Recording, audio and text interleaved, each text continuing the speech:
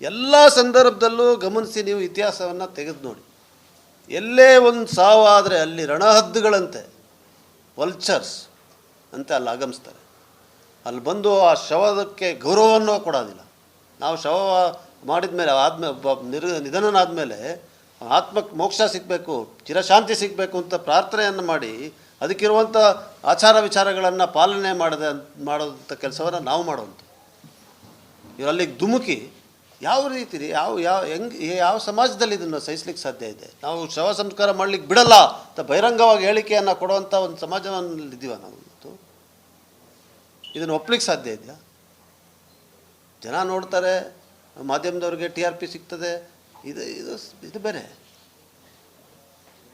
But ಯಾವ ಕಾರಣಕ್ಕೂ ಕೂಡ ಒಬ್ಬ ಜವಾಬ್ದಾರಿಯುತ ವ್ಯಕ್ತಿ, ಒಬ್ಬ ಸ್ವಲ್ಪನಾರು ತಿಳುವಳಿಕೆ ಇರೋನು ಇದನ್ನು ಸಹಿಸ್ಕೊಳ್ಳೋಕ್ಕಾಗೋದಿಲ್ಲ, ಇದನ್ನು ಜೀರ್ಣಿಸ್ಕೊಳ್ಳೋಕೆ ಕೂಡ ಆಗೋದಿಲ್ಲ.